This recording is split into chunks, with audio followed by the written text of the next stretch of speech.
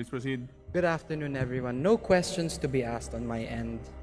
Mr. Speaker, I would just like to make a manifestation to set the record straight regarding the issues raised by my fellow representative from Batangas on the alleged issues that were narrated.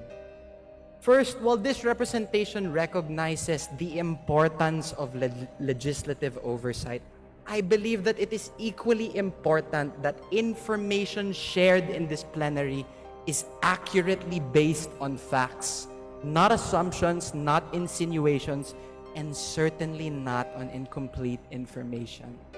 Hindi po dapat ginagamit ang plenaryong ito upang lahad na mga haka-haka o paratang na walang sapat na basehan.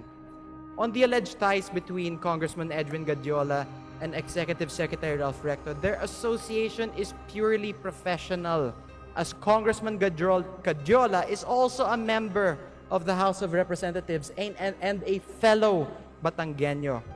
There are no personal interests involved, but only a shared commitment to fulfill their duties to their constituents.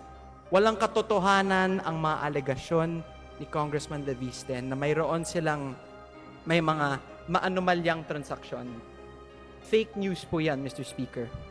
This representation is not privy to the motives of my colleague from the 1st District of Batangas, but let it be known, hindi po tayo basta-basta nagpapadala sa mga inimbentong issue dahil alam po natin kung ano ang katotohanan dito. In fact, I will not stand idly by and let these so-called facts be presented as truth. Let it be a reminder that Executive Secretary Ralph Recto has served as congressman and senator for decades, representing not only Batangas, but also the broader interests of the Filipino. And same goes for Governor Vilma Santos Recto. Mr. Speaker, and to all my colleagues here and to the general public, let us just focus on the facts and let us uphold the process. And most of all, let us keep our focus on our constituents and serve them with integrity. And on the subject of VAT, pagdebatehan po natin yan dito sa Kongreso. It is not the job of the executive, but our job as legislators, and we're always open for that. Thank you, Mr. Speaker. Mr. Speaker, may I respond? Majority Leader. Mr. Speaker, may I respond? Mr. Speaker, I'd like to recognize the Congressman for the 1st District of Batangas, Thank you. Congressman Leandro Please Leviste. respond.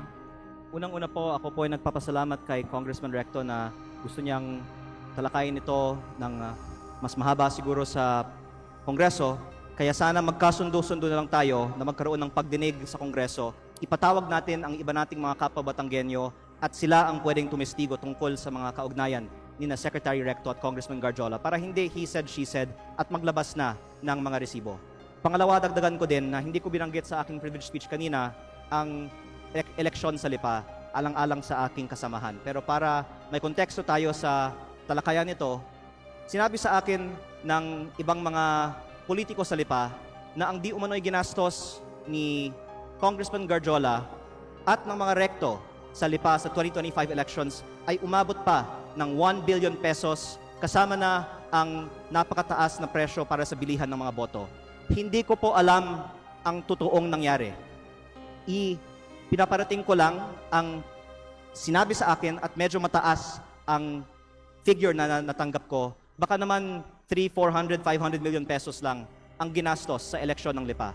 Pero gusto ko lang tanungin kung ano man ang ginastos ni Congressman Garjola para sa mga kandidato ng V-Lucky sa lungsod ng Lipa sa 2025 elections, kung 500 million man yan, o 200 million, o 100 million, ano ang kapalit ng ginastos ni Congressman Garjola para sa mga kandidato ng V-Lucky sa lungsod ng Lipa? Don't take it from me, magpatawag tayo ng pagdinig at lahat ng mga Batanggenyo ay pwedeng sumagot sa mga testigong ito.